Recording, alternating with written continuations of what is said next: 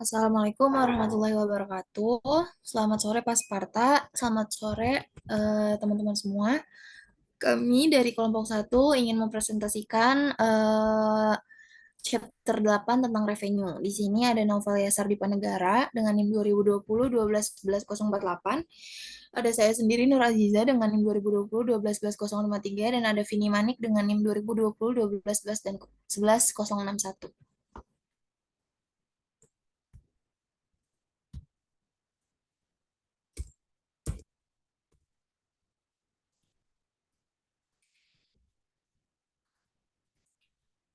Pendapatan merupakan elemen kunci dalam laporan keuangan dan cukup penting untuk penyusun dan pengguna laporan keuangan. Laporan pendapatan mencerminkan operasi masa lalu perusahaan dan digunakan untuk memprediksi kinerja masa depan. Meskipun menentukan pendapatan adalah bagian penting dari pengukuran kinerja, pengukuran tersebut tidak selalu mudah karena terdapat banyak model bisnis yang berbeda.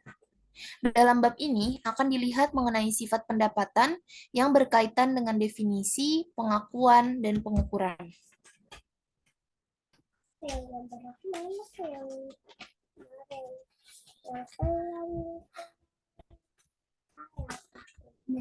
Yang pertama itu ada definisi dan karakteristik pendapatan.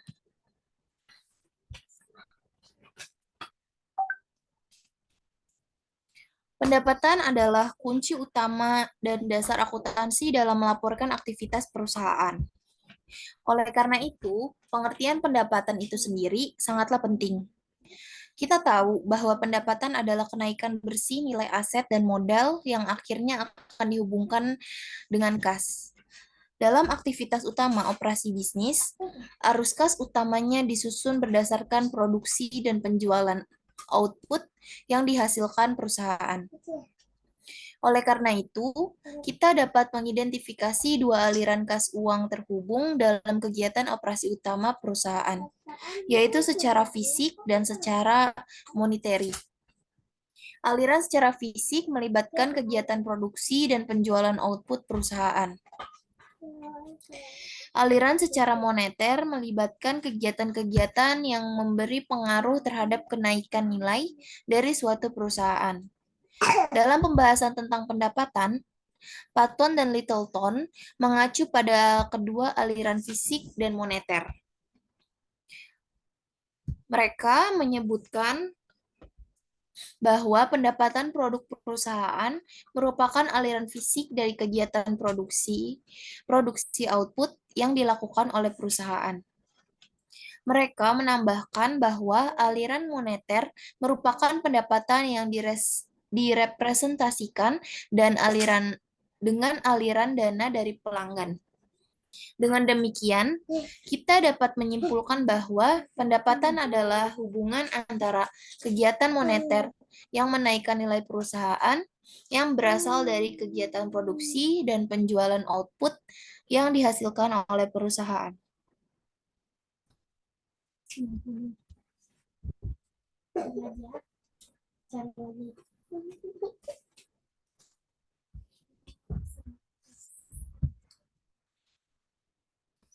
Pendapatan adalah hubungan antara kegiatan moneter yang menaikkan nilai perusahaan yang berasal dari kegiatan produksi dan penjualan output yang dihasilkan perusahaan.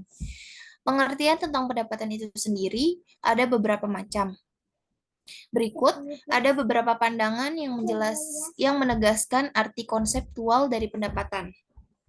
Yang pertama, ada IAS 18 atau AASB 118 tentang revenue. Pendapatan merupakan aliran masuk bruto, manfaat ekonomi selama suatu periode yang berasal dari kegiatan rutinitas teuntitas yang menyebabkan peningkatan ekuitas selain dari kontribusi pemilik. Yang kedua, IASB Framework Revenue from Part of Income. Pendapatan merupakan bagian dari penerimaan atau income yang merupakan peningkatan manfaat ekonomi selama periode akuntansi dalam bentuk peningkatan aset atau penurunan liabilitas yang berasal dari peningkatan ekuitas selain dari kontribusi pemilik.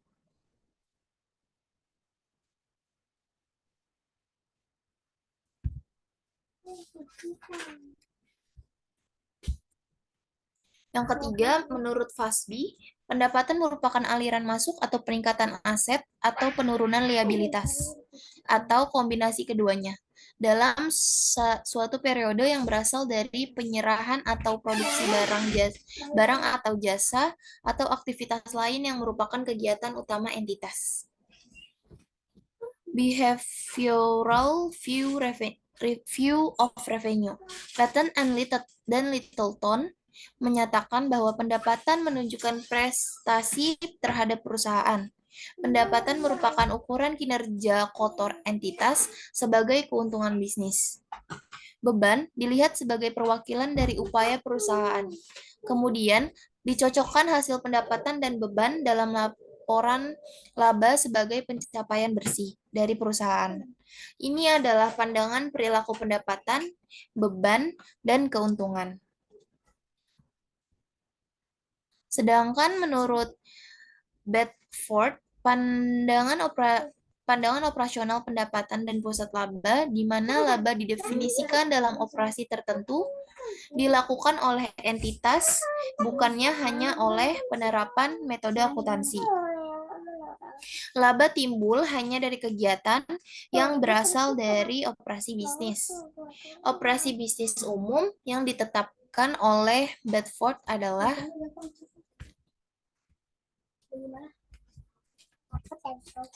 yang pertama ada perolehan sumber daya uang, yang kedua ada perolehan jasa, yang ketiga ada penggunaan jasa, yang keempat ada penggabungan ulang jasa-jasa yang telah diperoleh, yang kelima ada penyerahan jasa, dan yang keenam ada distribusi sumber daya uang. Berikut proses memperoleh pendapatan. Yang pertama ada purchase of service. Dari purchase of service kita bisa melakukan production.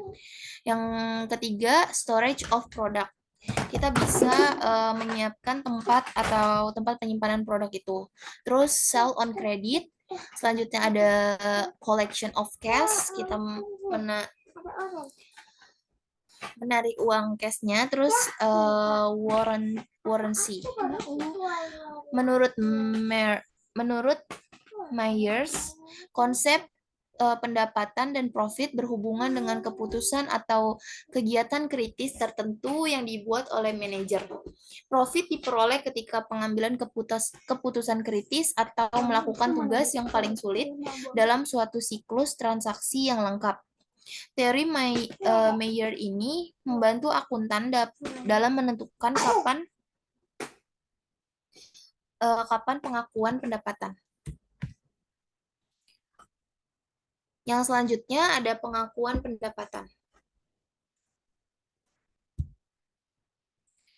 Yang pertama ada historical perspektif. Selama abad ke-19, pendapatan atau keuntungan untuk bisnis ditentukan berdasarkan peningkatan kekayaan bersih. Peningkatan kekayaan bersih dalam pandangan pendapatan secara bertahap digantikan oleh gagasan bahwa penghasilan harus direalisasi. Perubahan ini ditimbulkan karena penggunaan aktiva tidak lancar, khusus oleh perusahaan menjadi signifikan pada periode antara Perang Dunia I 1930-an di Amerika Serikat. Pelanggaran yang timbul dari penilaian pada tahun 1920 memberikan kontribusi sebagai peristiwa bencana ekonomi yang mengarah pada depresi besar pada tahun 1930-an. Beberapa orang menilai profesi akuntansi sebagai ilmu bertanggung jawab atas bencana tersebut, karena mengizinkan perusahaan untuk aktiva nilai over optimis.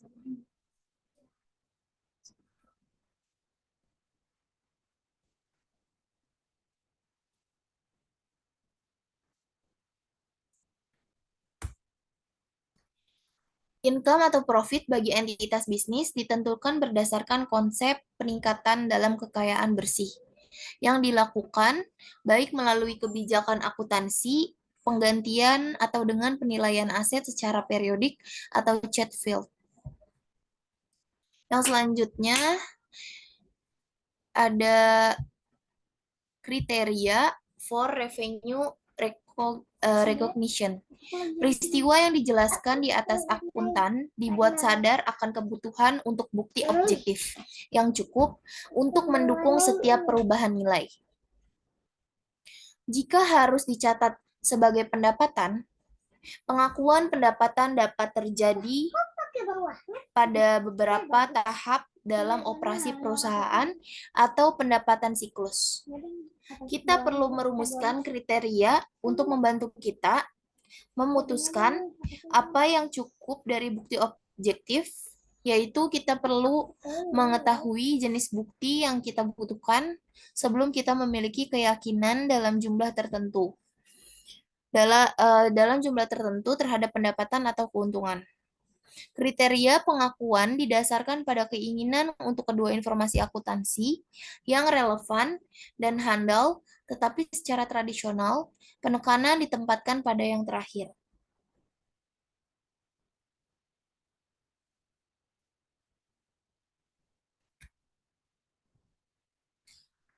Tiga kriteria tersebut, yang pertama itu ada terukurnya nilai aset, ada transaksi, ada substansi penyelesaian proses produktif, dan menurut Combers dan Martin, pengakuan pendapatan dapat terjadi pada suatu bagian atau poin dalam siklus operasi entitas atau proses penerimaan seperti pada gambar berikut.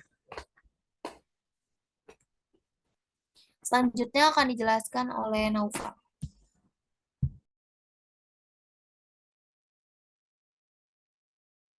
Berikut adalah gambar dari siklus operasi suatu perusahaan. Yang pertama, sudah pasti kalau misalnya sebuah perusahaan ingin melakukan sesuatu, dia harus merancang ide yang pertama. Lalu yang kedua, biasanya perusahaan akan membeli barang, contohnya seperti persediaan. Setelah membeli barang, contohnya persediaan itu, lalu ada penerimaan pesanan sebelum memulai produksi. Biasanya ini dalam bentuk raw material atau bahan baku yang belum jadi. Lalu setelah mendapat barangnya, setelah mendapat pesanannya, perusahaan biasanya memulai sebuah produksi barang yang mau dijual. Lalu setelah itu biasanya progresif untuk semua produksi. Jadi setiap perusahaan itu dari memproduksinya secara progresif, tidak langsung tiba-tiba banyak dan tiba-tiba bagus. Biasanya ada trial error-nya dulu. Terus yang selanjutnya itu penyelesaian produksi. Terus selanjutnya habis penyelesaian produksi itu ada penerimaan pesanan setelah penyelesaian produksi. Biasanya berarti sudah barang jadi atau finish good. Terus yang selanjutnya, yang ke-8, delivery of goods to customer, yaitu pengantaran barang kepada customer. Setelah kita selesaikan produksinya, produksi suatu barang, lalu barangnya itu kita antar kepada customer. Yang selanjutnya barulah sebuah perusahaan menerima uang atau pembayaran atas penjualan barang yang telah dibuat. Nah, dari ke-9 ini, dari siklus operasi ini biasanya pendapatan itu sudah diakui pada tahap yang ke-5 dan ke-7. Pada saat yang ke-5 itu biasanya dalam bentuk kontrak sebuah industri dalam jangka panjang. Nah, itu biasanya pendapatan sudah diakui oleh perusahaan. Dan yang ke-7 adalah tanggung jawab pembeli untuk memperoleh barangnya atau mengambil barangnya. Next.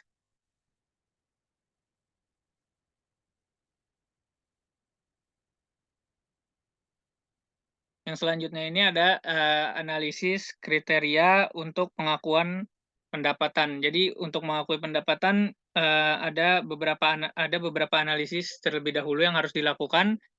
Yang pertama itu terukurnya nilai aset. Pendapatan dapat dipandang sebagai arus kas masuk atau cash inflow yang meningkatkan nilai dari total aset perusahaan. Bersamaan dengan peningkatan ekuitas, kriteria ini adalah masuk akal dalam pengakuan pendapatan. Jika tidak terdapat arus masuk dari nilai aset yang dapat secara objektif tentukan, pendapatan tidak dapat dihitung secara objektif. Manfaat dari pengukuran nilai wajar dalam standar seperti IAS 39 atau ASB 139 tentang Financial Instrument Recognition and Measurement, lalu ada IAS 40 atau ASB 140 tentang Investment Property, dan yang terakhir IAS 41 atau ASB 141 Agriculture juga berfokus pada peningkatan aset, tanpa arus masuk aktual atau fisik dari aset. Dalam kasus tersebut, masalah utama adalah tentang objektivitas kebutuhan akan pengukuran reliable dan verifiable, menyebabkan penggunaan pendekatan konservatis dalam menilai sebuah aset. Haruskah aset itu liquid? FASB menyatakan bahwa pendapatan dan laba umumnya tidak diakui sampai terrealisasi atau dapat realisasi. Sudut pandang ini didukung oleh ARF dalam teori monograf.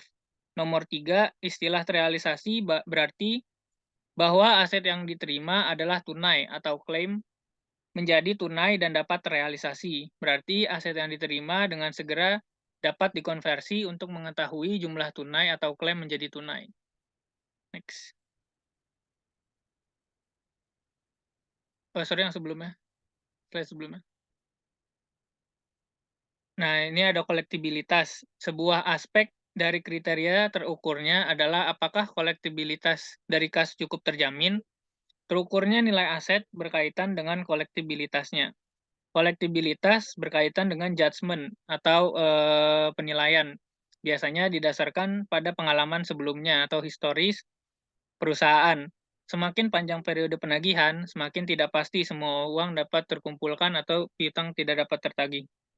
Pendapatan dapat diukur secara andal dengan prinsip konservatisme, yaitu diakui pada saat realisasi secara aktual.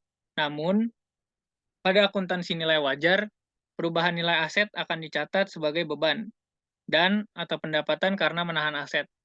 Hal ini konsisten dengan pendekatan basis akrual, tetapi tidak konsisten dengan konsep realisasi dan historical cost. Masih diperlukan adanya dasar yang valid atas pengakuan pendapatan dalam standar yang menggunakan akuntansi nilai wajar. Menurut Patton dan Littleton, berdasarkan pandangan mayoritas, pendapatan terrealisasi ketika dibuktikan dengan kas atau cash receipt atau piutang atau aset lancar lainnya. Perbedaan realisasi dan pengakuan itu, kalau pengakuan dapat dianggap valid dan ada, kriteria itu memerlukan arus masuk aset atau perubahan nilai aset yang dapat diukur secara kuantitatif, sedangkan realisasi itu untuk mengubah menjadi kas atau uang memerlukan arus masuk aset lancar. Next.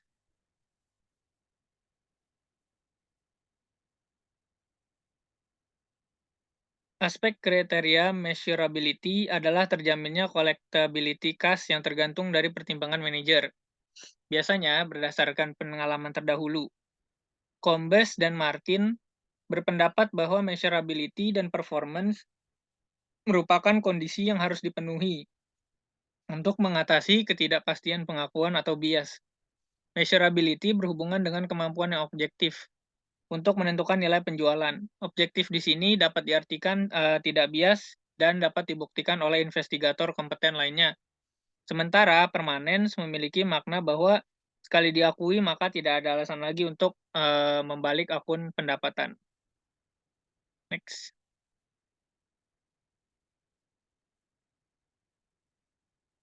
Nah, kriteria untuk pengakuan pendapatan berdasarkan analisis yang kedua itu adalah adanya transaksi. Ketika sebuah pihak eksternal dalam transaksi jangka panjang menyatakan kesediaan untuk membayar harga yang diberikan untuk produk perusahaan, transaksi ini tentu merupakan bukti objektif dari peningkatan nilai perusahaan karena ada buktinya berapa harganya yang diberikan dan telah disetujui untuk dibayar. Pihak luar memberikan bukti yang menguatkan nilai output. Saat ini, kecuali dalam kasus tertentu, perusahaan harus terlibat langsung dalam transaksi. Perhatikan bahwa jika kita bersikeras menjadi pihak perusahaan untuk transaksi sebelum pendapatan tersebut dapat diakui, maka biaya historis menjadi dasar yang paling mungkin untuk penilaian aset. Hal ini tidak mengherankan, karena itu, untuk menemukan bahwa kriteria ini cenderung menjadi pendukung current cost dan exit price accounting. Mereka berpendapat bahwa perusahaan tidak perlu menjadi terlibat dengan transaksi tersebut, namun satu transaksi pasar secara umum sudah cukup. Jika ini diperbolehkan, maka aset tersebut dapat direvaluasi dan laba dicatat sebelum penjualan. Next.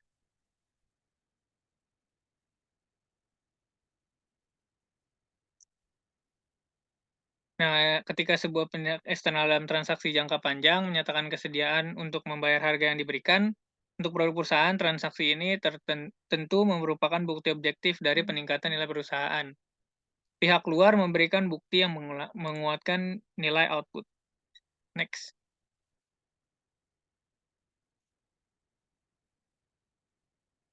Analisis yang selanjutnya itu adalah yang ketiga, penyelesaian substansial dari proses penerimaan.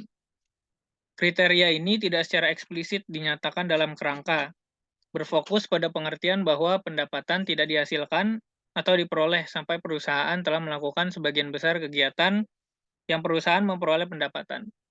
Untuk kriteria ini, dapat diterapkan pendapatan tidak dianggap telah diperoleh sampai perusahaan telah melakukan sesuatu.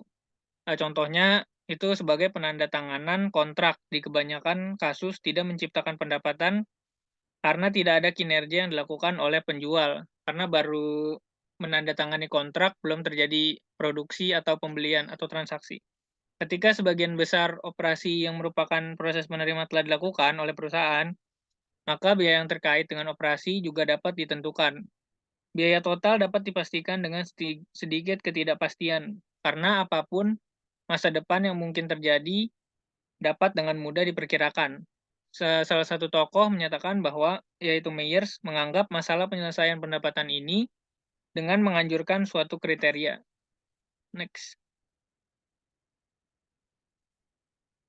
Suatu kriteria ini adalah critical event, atau laba diperoleh pada saat pengambilan keputusan yang paling kritis atau melakukan tugas yang paling sulit dalam suatu siklus transaksi lengkap.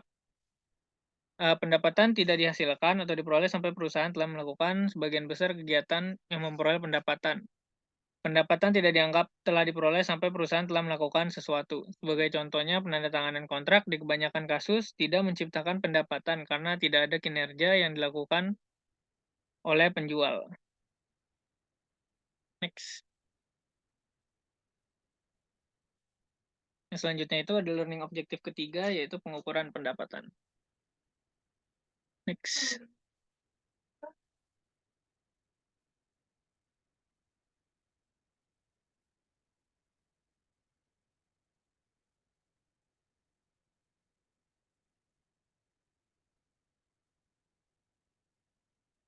Ada 3 kriteria untuk pengakuan pendapatan dibahas sebelumnya telah dipertimbangkan oleh pembuat standar dalam menentukan pedoman yang memadai. Kerangka atau framework paragraf 83 menyediakan 2 kriteria pengakuan pendapatan. Yang pertama, besar kemungkinan bahwa manfaat ekonomi masa depan berkenaan dengan aset tersebut akan mengalir ke atau dari entitas dan item memiliki biaya atau nilai yang dapat diukur dengan kandalan. Dengan demikian, kerangka menyediakan beberapa panduan dalam kaitannya dengan pengakuan, tapi tidak mencakup pengukuran. IAS 18 atau ASB 118 tentang revenue lebih spesifik yang menyatakan pendapatan akan diukur pada nilai wajar dari pertimbangan diterima atau piutang, paragraf ke-9. Lebih jauhnya, memberikan aturan khusus untuk pengakuan dari berbagai jenis pendapatan, yaitu yang pertama penjualan barang, yang kedua jasa, dan yang ketiga bunga, royalti, dan dividen. Next.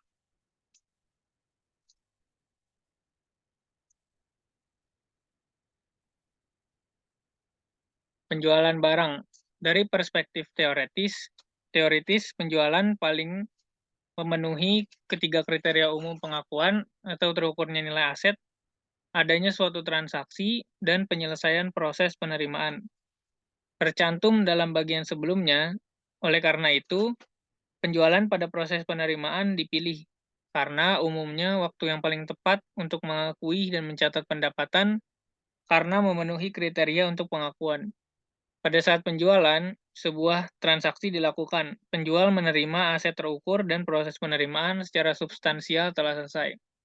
Penjelasan tentang penjualan. Apa itu penjualan? Bagaimana kita tahu bahwa penjualan telah terjadi?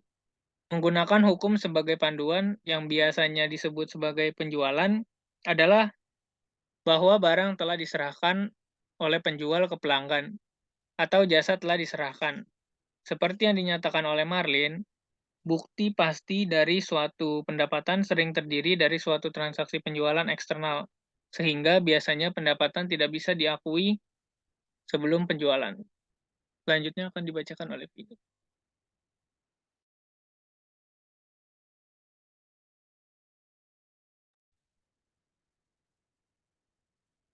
Yang selanjutnya, dalam beberapa kasus, penjual bisa melakukan pengiriman bukan dengan memindahkan barang, tetapi dengan pengiriman dokumen kepemilikan atau title. Dalam kebanyakan kasus, hak atas barang tidak lolos ke pelanggan karena aturan hukum dari suatu penjualan mencakup transfer kepemilikan. Tetapi penekanan harus ditempatkan pada substansi ekonomi dari transaksi, bukan pada rincian hukum teknis. Disahkannya kepemilikan merupakan salah satu aspek untuk mempertimbangkan dan menentukan apakah penjualan telah dibuat. Itu terdapat pada YS 18 garing ESB 118 paragraf 15. Tetapi hal tersebut tidak harus ditekankan sebagai pertimbangan utama, setidaknya dari sudut pandang akuntansi. Next.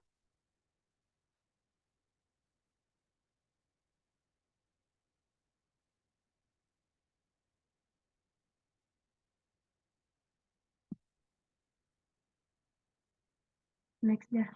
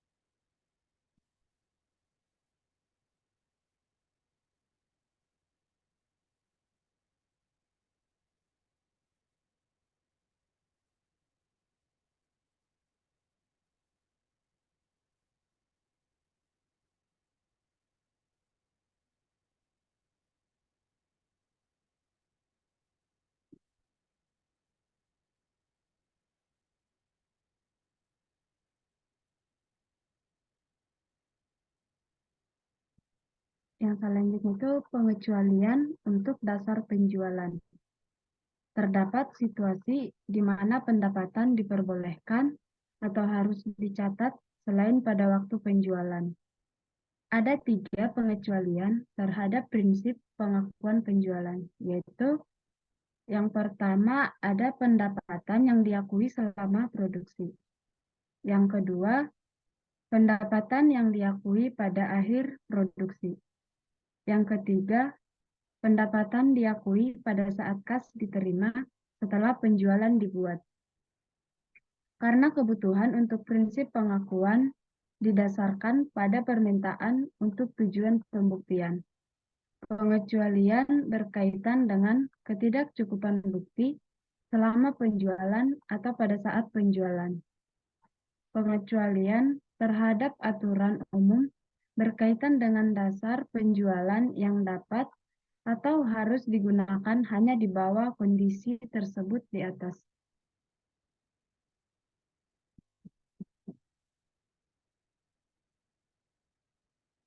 Next. Yang selanjutnya itu ada pemberian jasa. YSB IAS 18 garing ASB 118 paragraf 20 mensyaratkan bahwa pendapatan sehubungan dengan pemberian jasa harus diakui dengan mengacu pada tahap penyelesaian transaksi pada tanggal pelaporan. Dengan demikian, pendapatan diakui pada periode di mana jasa diberikan. Pengakuan pendapatan atas dasar ini memberikan informasi berguna tentang kegiatan jasa, pelayanan dan kinerja perusahaan pada periode yang tidak tersedia jika pemberian jasa diminta sebelum pendapatan diakui. Dan pada paragraf 23 menyatakan bahwa suatu entitas umumnya mampu membuat estimasi yang handal, memungkinkan pengakuan pendapatan ketika telah menyetujui hal-hal berikut dengan pihak lain. Hal-hal tersebut yang pertama, masing-masing pihak menyepakati hak berkenan dengan penyediaan dan penerimaan jasa. Yang kedua, pertimbangan yang akan dipertukarkan. Dan yang ketiga, cara dan syarat penyelesaian. Yang selanjutnya itu ada bunga, royalti, dan dividen. Bunga, royalti, dan dividen dapat diakui pada saat diterima, memenuhi semua kriteria pengakuan umum. Namun, untuk beberapa item, waktu lampau menunjukkan pendapatan telah diterima. Karena itu, pendapatan yang masih harus dicatat meskipun tidak ada transaksi eksternal. Contohnya adalah pendapatan bunga yang diakui pada akhir periode akuntansi. IAS 18 garing ESB 118 pada paragraf 30 menyatakan bahwa bunga harus diakui dengan menggunakan metode bunga efektif. Royalti harus diakui sesuai dengan substansi perjanjian yang relevan. Dan dividen harus diakui pada saat pemegang saham telah memiliki hak untuk menerima pembayaran.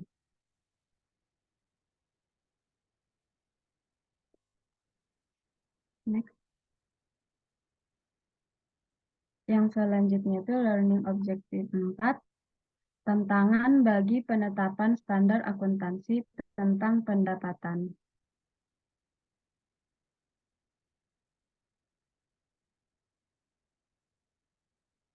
IASB dan EPSB telah menekankan proyek bersama atau joint project dalam kaitannya dengan pengakuan dan pengukuran pendapatan karena transaksi pendapatan tidak tersedia dengan baik oleh panduan literatur yang ada.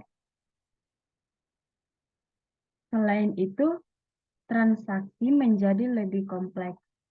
Misalnya, mereka dapat menggabungkan barang, jasa, dan transaksi keuangan. Standar Setters telah menyatakan bahwa terdapat ketidakkonsistenan antara rerangka IASB dan beberapa standar.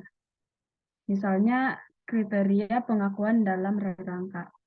Dalam IAS 18, mungkin terjadi deferred asset and liabilities, atau aset dan kewajiban tangguhan yang tidak sejalan dengan definisi aset dan liabilities dalam rerangka.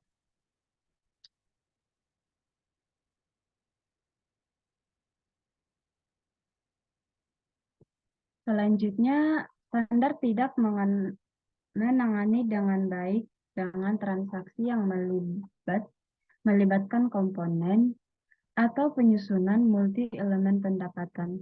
Misalnya, bundling dari produk pokok dengan tambahan produk dan jasa yang sedang berlangsung, seperti yang terjadi di sektor teknologi, membuat pengakuan pendapatan menjadi merumitkan. EPSB dan IASB telah melakukan sebuah proyek untuk mengembangkan seperangkat prinsip untuk pengakuan pendapatan yang akan menghilangkan ketidakkonsistenan dalam literatur yang ada dan praktek-praktek yang berlaku.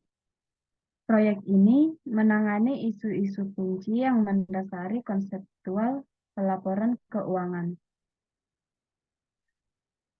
termasuk perbedaan antara kewajiban dan ekuitas, pengakuan liabilitas, atau termasuk pedoman yang berkaitan dengan kriteria, definisi dan pengakuan, dan prinsip umum untuk pengakuan pendapatan.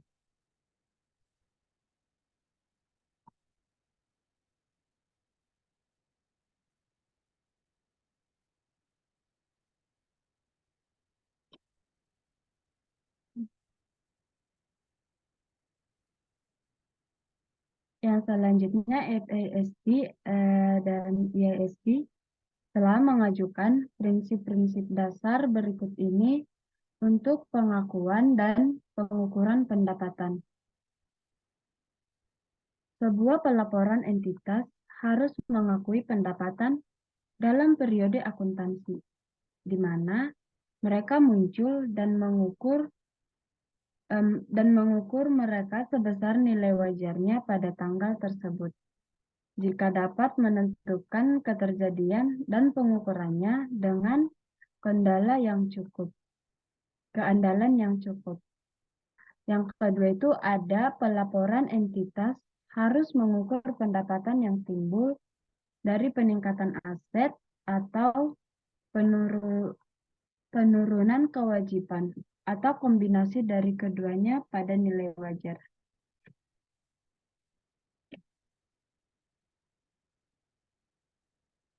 Ada juga prinsip-prinsip ini merupakan kelanjutan dari panduan sebelumnya, namun mencakup penekanan perubahan di beberapa area yang dapat menyebabkan perubahan dalam praktek akuntansi.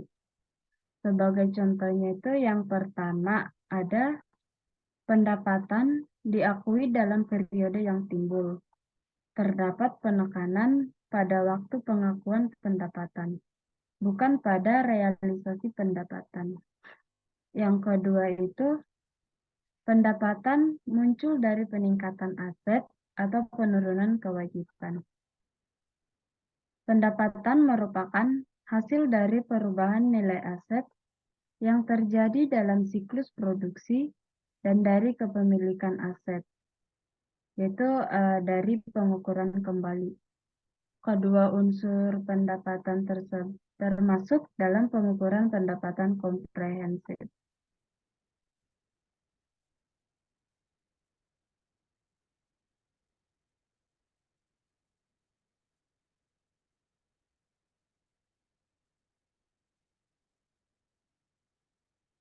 Yang ketiga ada pengakuan dan pengukuran pendapatan mencerminkan nilai wajar. Pendekatan nilai wajar telah diadopsi sebagai prinsip kerja, tetapi ini akan terpengaruh di masa depan dengan keputusan dalam proyek pengukuran. Pendekatan nilai wajar kontroversial dan tidak memiliki dukungan bulat dari pengatur standar. Sebagai contoh, pengaturan standar akuntansi Dewan Jepang telah menyatakan keprihatinan tentang penggunaan nilai wajar dan meminta agar itu diberhentikan. Yang keempat, pengukuran harus dapat diandalkan. Hal ini konsisten dengan karakteristik kualitatif informasi keuangan termasuk dalam rerangka. Untuk lebih lanjutnya lagi, IASB untuk sementara setuju dengan dua kriteria yang harus dipenuhi untuk mengakui pendapatan, yaitu yang pertama kriteria unsur, di mana kriteria unsur ini membutuhkan perubahan aset atau kewajiban untuk memiliki accrued, yaitu Yang pertama, semua peningkatan aset telah terjadi, sehingga meningkatkan ekuitas tanpa investasi yang sepadan oleh pemilik. Dan yang kedua, penurunan kewajiban telah terjadi sehingga meningkatkan ekuitas tanpa investasi yang sepadan oleh pemilik. Dan untuk kriteria yang kedua itu adalah kriteria pengukuran, di mana mengharuskan perubahan aset atau kewajiban dapat diukur dengan tepat, yaitu dengan cara yang pertama, aset atau kewajiban itu diukur menggunakan atribut yang relevan. Dan yang kedua, peningkatan aset atau penurunan kewajiban dapat diukur dengan keandalan cukup.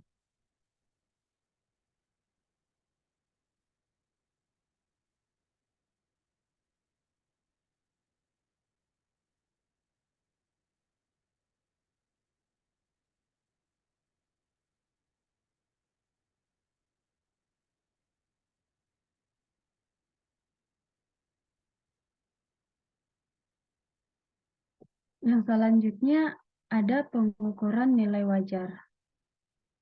Munculnya aset dengan karakteristik yang berbeda, seperti instrumen keuangan, dan penggunaan yang lebih besar terhadap pengukuran nilai wajar dalam standar tertentu, seperti pada IAS 39/EESP 139 instrumen keuangan, pengakuan dan pengukuran pada IAS 140/EESP properti investasi, dan IAS 41/EESB 141 agriculture telah menghasilkan bunga yang cukup besar dalam pengakuan pendapatan dan isu-isu terkait tentang kapan dan bagaimana perubahan nilai aset dan kewajiban harus diakui dan diukur. Dalam suatu model pengukuran atribut campuran, semua item diukur dengan nilai wajar pada saat diakuisisi.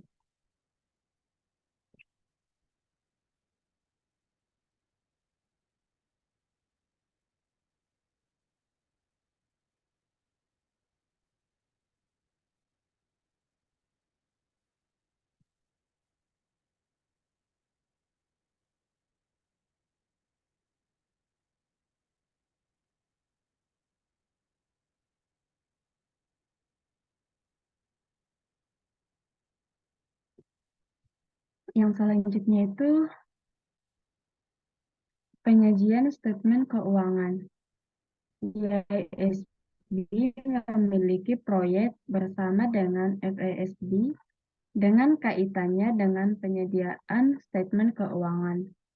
Proyek ini relevan terhadap diskusi pengakuan pendapatan berkenaan dengan bagaimana insur pendapatan akan dilaporkan pada statement keuangan.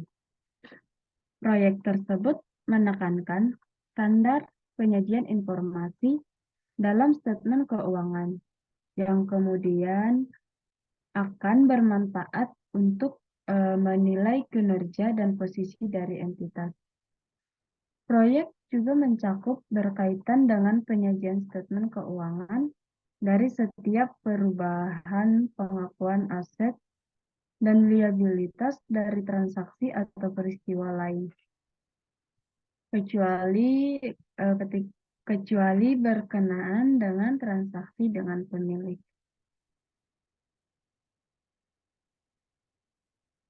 Dalam kaitannya dengan penyajian statement keuangan, Dewan telah mencapai kesimpulan tentatif berikut.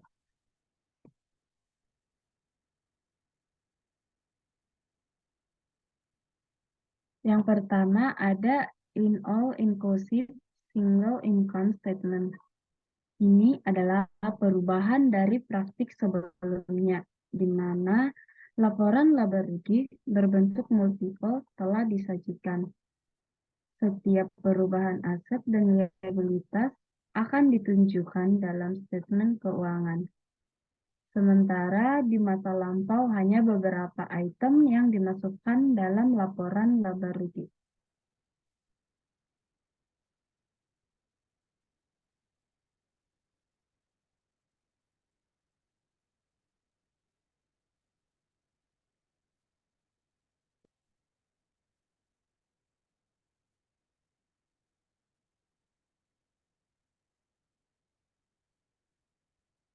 Yang kedua, ada realization is not the basis for inclusive of items. Tujuan dari laporan laba rugi adalah untuk menyediakan informasi yang bermanfaat untuk pengambilan keputusan. Faktanya, item tidak terrealisasi, tidak akan dikecualikan dari cakupan statement keuangan.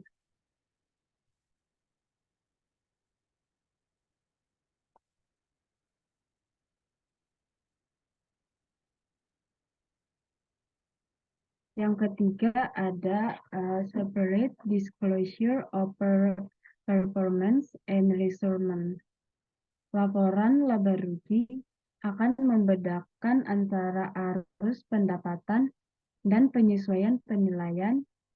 Perubahan dalam nilai wajar akan menyebabkan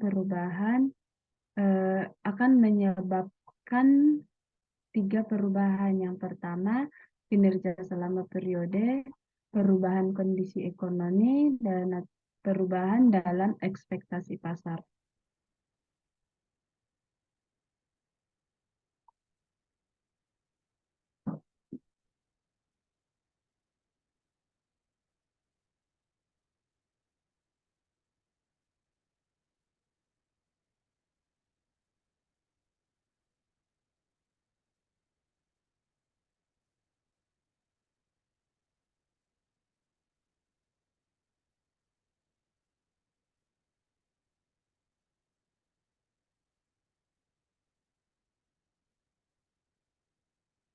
Next.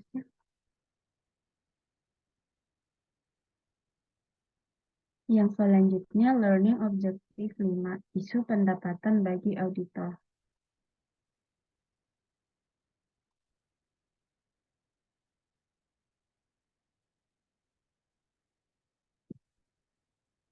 Pendapatan berlebihan kemungkinan akan didorong oleh upaya manajer untuk mengelabui penggunaan laporan keuangan. Ini itu terjadi saat kompensasi manajer didasarkan pada bonus terkait dengan pendapatan yang ditargetkan.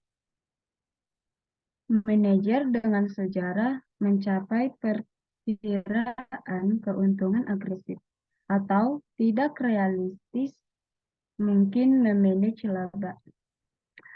Perusahaan publik akuntansi Dewan Pengawas atau PCAOB di USA telah mendokumentasikan kegagalan oleh auditor untuk mendeteksi pendapatan misreported. Auditor perlu sensitif terhadap risiko sekitarnya. Klien yang kemungkinan akan dievaluasi pada pertumbuhan pendapatan dan harus mengumpulkan bukti langsung untuk mendukung pendapatan mereka bahwa pendapatan tidak salah saji. Beberapa salah saji pendapatan dapat dikaitkan dengan over-optimisme atau estimasi. Contoh sedikit pun dari kemajuan kontrak konstruksi. Namun, salah saji pendapatan lain adalah karena penipuan. Misalnya, prematur pengiriman barang kepada pembeli tanpa perintah perusahaan.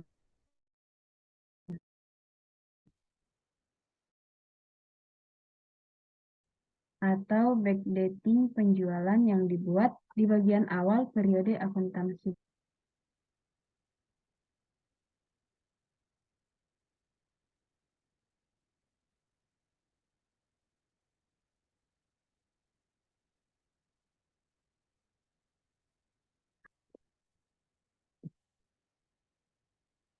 Pendapatan adalah elemen kunci akuntansi dan mendasar dari pelaporan aktivitas suatu perusahaan.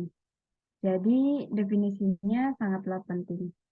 Kita tahu pendapatan menaikkan nilai bruto dari aset dan modal, dan kenaikan akhirnya berhubungan dengan kas. Untuk operasi utama dari bisnis harus masuk kas, terutama diciptakan oleh produksi dan penjualan output dari entitas. Oleh karena itu, kita dapat mengidentifikasi dua aliran utama berhubungan dengan operasi bisnis ini, yaitu fisik, yaitu arus fisik dan arus moneter.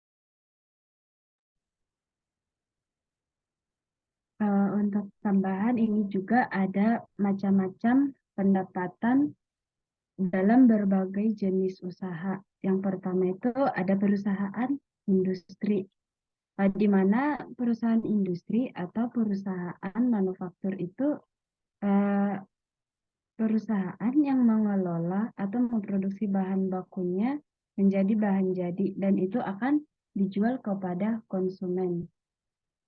Yang kedua itu ada perusahaan dagang, di mana itu perusahaan dagang ini menjual barang dagang yang sebelumnya telah dibeli dari pabrik. Dalam perusahaan dagang, pendapatan diperoleh dari penjualan barang dagangan sesuai dengan harga beli barang tersebut ditambah dengan laba yang diharapkan oleh perusahaan. Dan yang ketiga itu ada perusahaan jasa, di mana perusahaan jasa ini bergerak di bidang jasa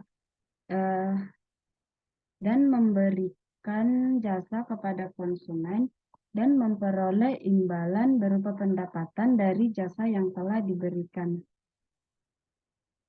Dan untuk jenis-jenis pendapatannya ada pendapatan bersih, di mana pendapatan bersih ini adalah hasil yang didapat oleh perusahaan sesudah dikurangi pajak langsung. Yang kedua itu ada pendapatan diterima di muka. Ini belum diakui atau dicatat sebagai utang pada saat penerimaannya.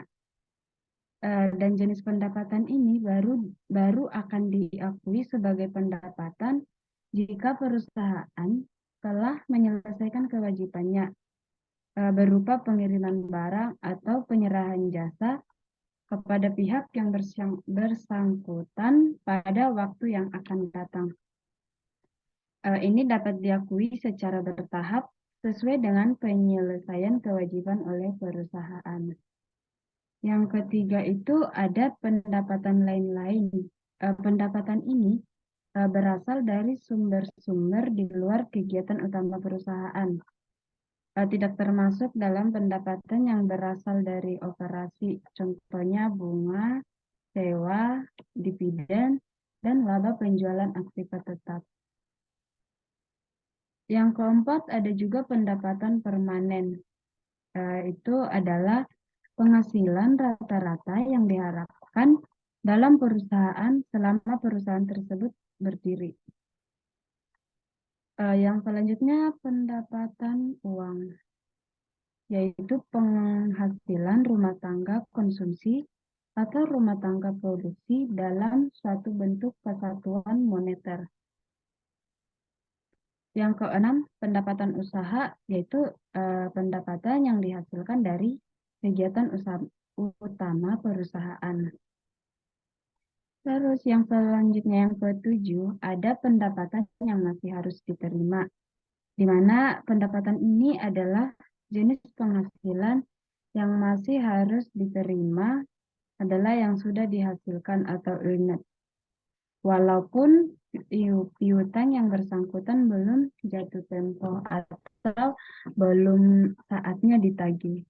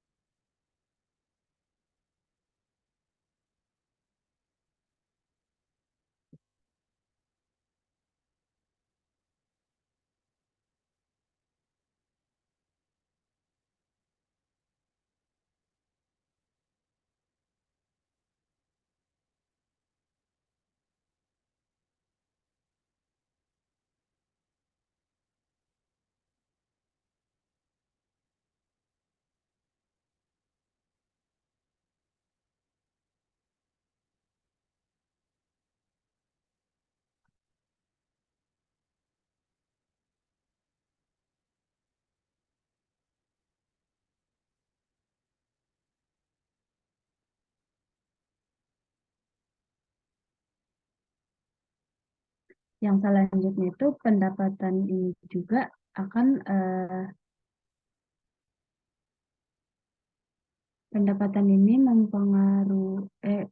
ini faktor penting dalam operasi suatu perusahaan karena dia akan mempengaruhi tingkat laba yang diharapkan dan akan menjamin keberlangsungan perusahaan. Dan ada beberapa faktor-faktor yang mempengaruhi pendapatan itu ada yang pertama modal, yang kedua curahan waktu kerja, yang ketiga pengalaman bekerja.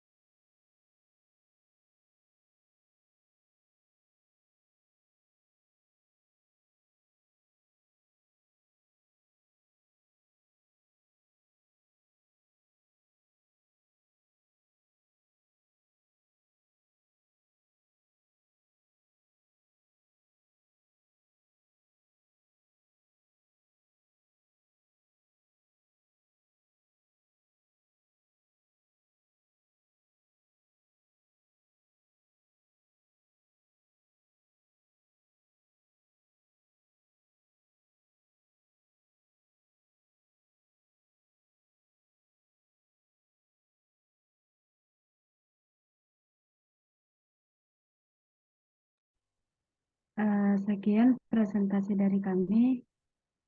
Jika ada kesalahan, mohon maaf. Terima kasih.